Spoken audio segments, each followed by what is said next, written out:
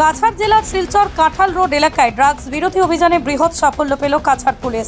শনিবার রাতে গোপন সূত্রের ভিত্তিতে চালানো অভিযানে 635 গ্রাম হেরোইন সহ এক পাচারকারীকে আটক করা হয়। ঘটনার খবর পেয়ে কাছাড় জেলার পুলিশ সুপার নোমাল মাহাত্তো সহ সদর থানার পুলিশ ঘটনাস্থলে উপস্থিত হন। জব্দ করে হেরোইনের বাজার মূল্য প্রায় 3.5 কোটি টাকা বলেই পুলিশ সূত্রে জানা গেছে। পুলিশ সুপার জানিয়েছেন, ড্রাগস বিরোধী অভিযানে আরও জোরদারভাবে চালিয়ে যাবে কাছাড় পুলিশ। এ ধরনের অপরাধ প্রতিহত করতে কঠোর ব্যবস্থা নেওয়া হবে।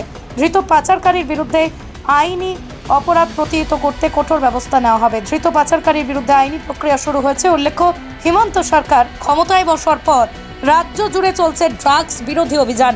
আর এতেই প্রতিদিনই রাজ্যের বিভিন্ন স্থানে ধরা পড়ছে ড্রাগস পাটলার সহ মাফিয়ারা। উদ্ধার হচ্ছে ব্রাউন সুগার, হেরোইন, নেশা জাতীয় ট্যাবলেট, গাঁজা ইত্যাদি।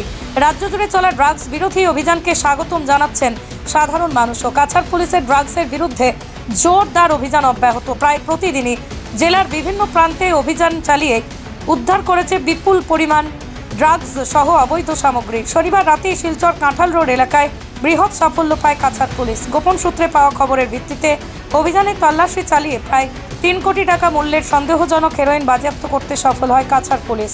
সূত্রটি জানায়, গোপন সূত্রে খবরের ভিত্তিতে ড্রাগসের এই চক্রকে পাকড়াও করতে স্থানে স্থানে সক্রিয় হয়েছিলেন পুলিশ। হেরোইন বাজার মূল্য হবে 3 কোটি টাকার মতো। বিশ্বস্ত সূত্রে আরও জানায়, ধৃত 2 পাচারকারীকে টানা জেরা চালিয়ে যাওয়া হচ্ছে। এই ড্রাগস কোথা থেকে আসছিল, গন্তব্যই বা কোথায় ছিল, তা খতিয়ে দেখছে পুলিশ। ড্রাগস বা নিচাযুক্ত সামগ্ৰীৰ বিৰুদ্ধে আমাৰ যি অভিযান আছে সেই অব্যাহত আছে আৰু অসমৰ মাননীয় মুখ্যমন্ত্ৰী ডাঙৰীয়াই অসমখনক সম্পূৰ্ণৰূপে ড্ৰাগস মুক্ত বা নিচাযুক্ত সামগ্ৰী মুক্ত কৰিব তেওঁ বিচাৰিছে আৰু তাৰ ওপৰত ভিত্তি কৰি আমি নিচাযুক্ত সামগ্ৰীৰ বিৰুদ্ধে যা আমাৰ অভিযান আছে সি আমি অব্যাহত ৰাখিছো। আৰু এই অভিযানৰ এক বিশেষ অংশস্বৰূপে যোৱা নিশা আমি এটা বিশেষ এটা অপাৰেশ্যন লঞ্চ কৰিছিলো আৰু সেই অপাৰেশ্যনটো আমাৰ সদৰ থানা, শিলচৰ সদৰ থানা অন্তৰ্গত কাঁঠাল ৰোডত চলিছিলে আৰু গভীৰ নিশা প্ৰায় 11টামান বজাত আমি তাত এটা পালচাৰ বাইক আমি ধৰিবলৈ সক্ষম হ'লো আৰু বাইকটোৰ নাম্বাৰ আছিলে AS21F2411। এই বাইকটোৰ লগত যিজন মানুহে বাইকখন চলাই আছিলে তেওঁৰ নাম হ'ল পাৰুল আহমেদ বৰভূঞা। তেওঁলোকক 2জনক যেতিয়া আমি ইণ্টাৰচেপ্ট কৰাৰ পাছতে আমি খান তালাচী চলাওঁ আৰু খান তালাচী চলোৱাৰ সময়ত 44টা চাবোনৰ বাকচত হিৰইন ভৰ্তি থকা, সাসপেক্টেড হিৰইন ভৰ্তি থকা আমি চাবোনৰ বাকচত আমি জব্দ কৰিবলৈ আমি সক্ষম হ'লো। আৰু গোটেই 44টা যি চাবোনৰ বাকচ আছিলে সেই বাকচত থকা যিখিনি নিচাযুক্ত সামগ্ৰী সাসপেক্টেড টু বি হিৰইন, তাৰ ওজন কৰাৰ সময়ত তাৰ পৰিমাণ পোৱা গৈছিলে 635 গ্ৰাম। এই 635 গ্ৰাম নিচাযুক্ত সামগ্ৰী বা হিৰইন আমি জব্দ কৰিলোঁ। তাৰ আনুমানিক আৰু চোৰাং বজাৰত তাৰ বজাৰ মূল্য হৈছে 3.2 কোটি টকা।